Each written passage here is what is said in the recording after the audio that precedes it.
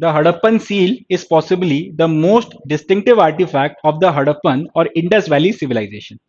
Made of a stone called steatite, seals like this one often contains animal motifs and signs from a script that remains undeciphered. मतलब ये कि Indus valley civilisation या फिर Harappan civilisation, जिसको कई बार हम लोग हिंदी में सिंधु घाटी सभ्यता भी बोलते हैं, इस पर्टिकुलर सिविलाइजेशन की जो अलग अलग साइट्स हैं, अलग अलग जो सेटलमेंट्स हैं, जब वहां पर खुदाई की गई और वहां से जब हमको काफी सारा सामान देखने के लिए मिला, तो उसमें जो सबसे डिस्टिंक्ट किस्म का जो आर्टिफैक्ट या सबसे डिस्टिंक्ट सामान के तौर पर जो एक चीज निकल कर आई, उसका नाम है हड़प्पन सील। अब ये हड़प्पन सील चाहे इंडस वैली सिविलाइजेशन के किसी भी साइट पर आपको देखने को मिली हो, इसमें कुछ कॉमन कैरेक्टरिस्टिक्स देखने को मिल रही थी। एक तो यह कि जनरली ये हड़प्पन सील एक पत्थर से बनाई जाती थी जिसका नाम हुआ करता था steatite. And generally in seals में दो चीजें हमेशा देखने को मिलती थी। एक, किसी जानवर का मोटिव बना होता था, किसी जानवर की आकृति उकेरी जाती थी, और दूसरा, इसके उस जानवर की आकृति के ऊपर एक पर्टिकुलर स्क्रिप्ट में, एक ऐसी लैंग्वेज में, एक ऐसी भाषा में कुछ लिखा हुआ है जिसको हम लोग आज तक पढ़ नहीं पाए, क्योंकि वो स्क्रिप्ट हमें आज तक समझ में नहीं आ रही। तो ये दिखाने के लिए कि हड़प्पन सील कैसी होती है, मैंने एक फोटोग्राफ यहां पे लगाई है। अब इसमें देखिए, आपको एक जानवर का मोटिव देखने के लिए मिल रहा है, यानी कि एक जानवर की आकृति बनाई गई है, एंड ऊपर किसी स्क्रिप्ट में या किसी भाषा में कुछ लिखा हुआ है जिसको हम लोग आज की तारीख तक पढ़ नहीं पाए। ये लिपि हमें आज तक समझ में नहीं आई है, हम इसका कोई मतलब निकाल नहीं पाए। अब इस तरीके की जो सील्स हैं, ये इंडस वैली सिविलाइजेशन की हर साइट में आपको देखने को मिली है, चाहे हड़प्पा हो, चाहे मोहनजोदाड़ो हो, चाहे राखीगढ़ी हो, चाहे कोई और दूसरी साइट हो, हर जगह आपको इस तरीके की सील्स देखने को मिली हैं, और सब पर यह कॉमन पैटर्न देखने को मिलता है कि एक जानवर की आकृति बनी हुई है और ऊपर एक पर्टिकुलर स्क्रिप्ट में एक छोटी सी लाइन लिखी हुई है, कुछ लिखा हुआ है जो हम लोग आज तक पढ़ नहीं पा रहे हैं। कुछ और भी फोटोग्राफ्स में आपको दिखाता हूं। ये देखिए, अब यहां पर एक बैल की या फिर एक बुल की आकृति बनी हुई है, एक ये यहां पर एनिमल मोटिव के नाम पर बुल बनाया हुआ है, और ऊपर फिर कुछ लिखा हुआ है किसी स्क्रिप्ट में जिसको हम लोग पढ़ नहीं पाते हैं, क्योंकि हमें ये स्क्रिप्ट आज तक समझ में नहीं आई, हम लोग आज तक इस स्क्रिप्ट को डिसाइफर नहीं कर पाए, समझ नहीं पाए। और देखिए, यहां पर एक हाथी की आकृति बनी हुई है और ऊपर की तरफ में कुछ लिखा हुआ है, येट अगेन अनडिसाइफर्ड स्क्रिप्ट में लिखा है, तो क्या लिखा है इसको हम लोग पढ़ नहीं पाए, समझ नहीं पाए। इस तरीके की सील्स जो हैं, जिनको कई बार हड़प्पन सील्स भी बोला जाता है, ये सील्स पूरे इंडस वैली सिविलाइजेशन में अलग अलग जगह पे बिखरी हुई हैं। जहां पे भी खुदाई की जाती है वहां पर इस तरीके की सील इंडस वैली सिविलाइजेशन की साइट से देखने के लिए जरूर मिलती है, और उस पर ये कॉमन पैटर्न आपको देखने को जरूर मिलता है। एंड सबसे इंपॉर्टेंट बात, मैक्सिमम सील्स, सारी की सारी सील्स भी हों ऐसा भी नहीं है, मगर मैक्सिमम सील्स एक पत्थर पे उकेरी गई हैं। एक सॉफ्ट सा स्टोन आता है जिसको स्टेटाइट बोला जाता है, उसके ऊपर इन सील्स को बनाया गया है, इनको उकेरा गया है। चले आगे बढ़ते हैं। Yet we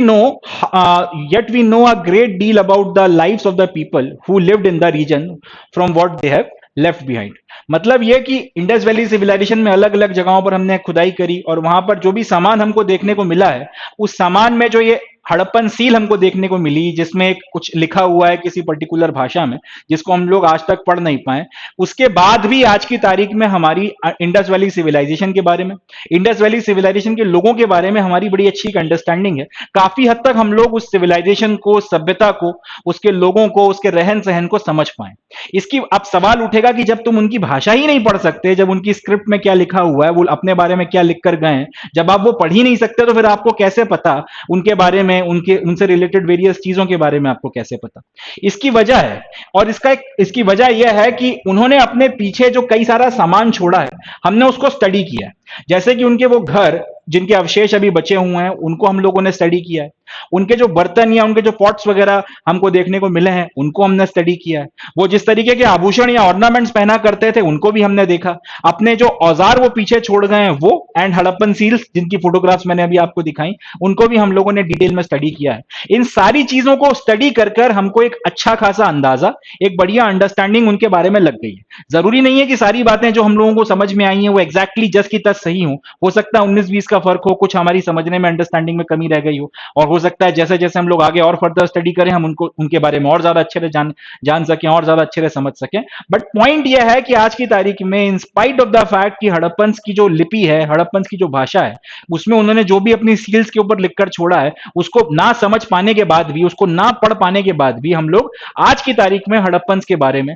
Indus valley civilisation के बारे में, उसके लोगों के बारे में, उनके रहन सहन के बारे में बहुत अच्छे जानकारी रखते हैं। काफी डीप अंडरस्टैंडिंग हमारे पास उन लोगों के बारे में है, क्योंकि इन सारी चीजों के बारे में जो उन्होंने अपने पीछे छोड़ी हैं, हम लोगों ने गहराई से अध्ययन किया है और एक अंडरस्टैंडिंग अपने डेवलप करी है। अब इस तरीके का सामान, इस तरीके की चीजें, किसी भी एक सभ्यता या किसी भी एक सिविलाइजेशन का इस तरीके का सामान या इस तरीके की चीजें जिनको हम लोग पढ़ते हैं, जिनको हम लोग स्टडी करते हैं, जिनको हम लोग, और जिनकी मदद से फिर हम लोग एक अनुमान लगाते हैं, एक अंडरस्टैंडिंग डेवलप करते हैं किसी भी सिविलाइजेशन के बारे में, इस सामान को बोला जाता है आर्कियोलॉजिकल एविडेंस। बहुत इंपॉर्टेंट वर्ड है। यहां पे एक सवाल भी बन सकता है कि आर्कियोलॉजिकल एविडेंस क्या होता है, या फिर आपको कुछ ऑप्शंस देके पूछा जा सकता है कि भाई इनमें से आर्कियोलॉजिकल एविडेंस की कैटेगरी में किस चीज को रखेंगे। तो याद रखना है कि किसी भी सभ्यता, किसी भी आप सिविलाइजेशन ने अपने पीछे अपना जो भी सामान छोड़ा है, जिसमें उनके घर भी आ सकते हैं, उनके बर्तन भी आ सकते हैं, उनके ऑर्नामेंट्स भी हैं, उनके टूल्स हो गए, उनके सील्स हो गई, इन सब की मदद से अगर हम लोग उनके बारे में कुछ समझ सकते हैं, कुछ अंदाजा लगा सकते हैं, कुछ अनुमान लगा सकते हैं, कुछ आकलन बना सकते हैं, तो ये सारा का सारा सामान कहलाता है आर्कियोलॉजिकल एविडेंस। अब देखिए यहां पर, जैसे ये इंडस वैली सिविलाइजेशन के लोग जो ऑर्नामेंट्स पहना करते थे, उसमें से कुछ ऑर्नामेंट्स मैंने आपको दिखाने के लिए लगाए। ये एक बड़ा सा हार है, ये छोटे छोटे हार हैं,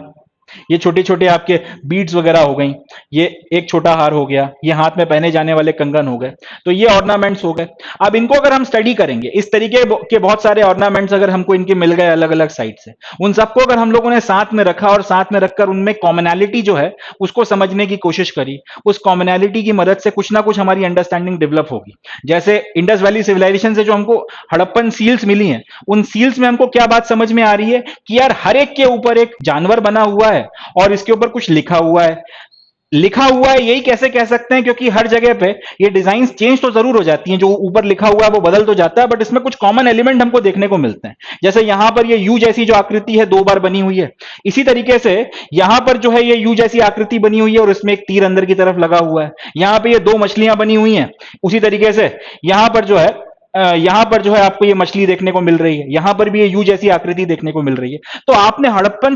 सिविलाइजेशन की अलग अलग साइट से जो सील्स आपको मिली हैं, ये हड़प्पन सील्स को आपने एक साथ इकट्ठा करके रखा और आपको एक पैटर्न समझ में आ गया। इसी तरीके से अलग अलग जगहों से अगर आपको इस तरीके के आभूषण देखने को मिलेंगे, अगर आप सबको इकट्ठा करके जमाओ तो भी आपको एक पैटर्न समझ में आ जाएगा कि यार ये किस तरीके के सामान से बना हुआ मटेरियल है एंड किस तरीके के सामान से बना हुआ है, क्या इसमें एक पैटर्न है कि किस तरीके से बनाया जा रहा है, इससे आपको अंडरस्टैंडिंग डेवलप होगी। इसी तरीके से अगर हम लोग इनके जो बर्तन ही अपने पीछे छोड़कर गए उनको देखें कि इनका शेप कैसा है, इनके ऊपर किस तरीके की डिजाइन बनाई गई है, ये किस तरीके से बनाए गए हैं, इनको इनकी मिट्टी जो है उसको कितना पकाया गया है, टेराकोटा के हैं या किसी और चीज के हैं, कितना किस अलग अलग शेप और साइज के बर्तन ये लोग इस्तेमाल करते हैं, इनकी जो ड्राइंग्स हैं उसमें कुछ कॉमन आपको देखने को मिल रहा है या नहीं मिल रहा, इसकी मदद से भी जो है हमको काफी अच्छी एक अंडरस्टैंडिंग डेवलप होगी इनके बारे में, इंडस वैली सिविलाइजेशन के बारे में या किसी भी पर्टिकुलर सिविलाइजेशन का अगर आपको सामान मिलता है तो इसकी मदद से भी हम लोग इनको काफी अच्छे से समझ सकते हैं। यही बात इनके घरों के ऊपर भी लागू होती है। ये इंडस वैली सिविलाइजेशन के जो लोग थे जिन मकानों में रहा करते थे, ये उनके कुछ अवशेष हैं। अगर हम लोग इसको स्टडी करें तो इन मकानों की बनावट से किस तरीके का पैटर्न था, कितने बड़े मकान हुआ करते थे, कितने कमरे हुआ करते थे, सिंगल स्टोरी के मकान थे कि डबल स्टोरी के मकान थे, बाथरूम साथ में था या फिर अलग था, कॉमन बाथरूम हुआ करता था सब लोगों का या फिर सबके अपने जो है अलग अलग अटैच बाथरूम हुआ करते थे, पानी निकालने की क्या व्यवस्था थी, रोड्स किस तरीके से बने थे, मकान एक जैसे बने थे या सबके अपने अलग अलग शेप और साइज के मकान बने थे। ये सारी चीजें इनके मकानों को देखकर भी स्टडी की जा सकती हैं और उससे भी इनके बारे में कुछ ना कुछ हमको समझ में आएगा, एक अच्छी अंडरस्टैंडिंग डेवलप होगी। सेम बात जो है आपकी बाकी चीजों पर भी लागू होती है। तो कहने का मतलब यह है कि भले ही एक सभ्यता के लोग वो अपना जो रिटन लिटरेचर अगर कुछ छोड़ के गए हैं या फिर अपने बारे में कुछ लिख कर छोड़ के गए हैं, अगर हम उसको नहीं भी पढ़ पा रहे हैं, फिर भी ये नहीं है कि हम लोग उनके बारे में कुछ नहीं जान पाएंगे, हमें उसके बाद भी उनके बारे में एक अच्छी खासी अंडरस्टैंडिंग डेवलप हो सकती है। और इसका सीधा साधा जीता जागता एग्जाम्पल है इंडस वैली सिविलाइजेशन। आज तक हम लोग उनकी स्क्रिप्ट नहीं पढ़ पाए, बट फिर भी ये सारा आर्कियोलॉजिकल एविडेंस, इसको डिटेल में स्टडी किया गया और इसकी मदद से उनके बारे में काफी सारी जानकारी हमें मिल गई है, काफी सारी जानकारी हमने इकट्ठा कर ली है। अब ये जो चैप्टर है इस चैप्टर में हम लोग ये जो आर्कियोलॉजिकल मटेरियल हमें अलग अलग जगहों से मिला, ये जो अलग अलग जगहों से आर्कियोलॉजिकल एविडेंस हमने कलेक्ट किया है, इसको एक्सप्लोर करेंगे, इसके बारे में डिटेल में बातचीत करेंगे। साथ ही साथ हम लोग ये भी देखेंगे कि आपको अगर कहीं पे कुछ सामान मिल गया, आप जैसे ये पॉट आपको मिल गया या फिर ये जो बर्तन आपको इंडस वैली सिविलाइजेशन में कहीं पे मिल गए, तो इनको इंटरप्रेट कैसे किया जाता है। अब ये खुद तो अपनी कहानी बोलेंगे नहीं, तो कि भाई मेरा इसमें इस्तेमाल होता था, मेरा इसमें इस्तेमाल होता था, तो आप इसको समझोगे कैसे, इसका इंटरप्रिटेशन आप कैसे लगाओगे, और वक्त के साथ में अगर किसी एक पर्टिकुलर चीज को आपने पहले किसी और तरीके से इंटरप्रेट किया था और कुछ और मतलब निकाला था, कुछ वक्त के बाद में आपकी जब अंडरस्टैंडिंग थोड़ी और डेवलप हुई तो आपका इंटरप्रिटेशन बदल जाएगा, तो उसी चीज के रिस्पेक्ट में आपका मतलब चेंज हो जाएगा। तो वक्त के साथ में आर्कियोलॉजिकल एविडेंस का इंटरप्रिटेशन कैसे चेंज होता है, वो भी हम लोगों को इस चैप्टर में देखना है। ऑब्वियस सी बात है, अब कई सारे एस्पेक्ट ऐसे भी हैं इंडस वैली सिविलाइजेशन के रिस्पेक्ट में जिनको हम लोग आज तक ना तो शायद ना समझ पाए हैं और आने वाले वक्त में भी शायद हम लोग उनको ना समझ पाए।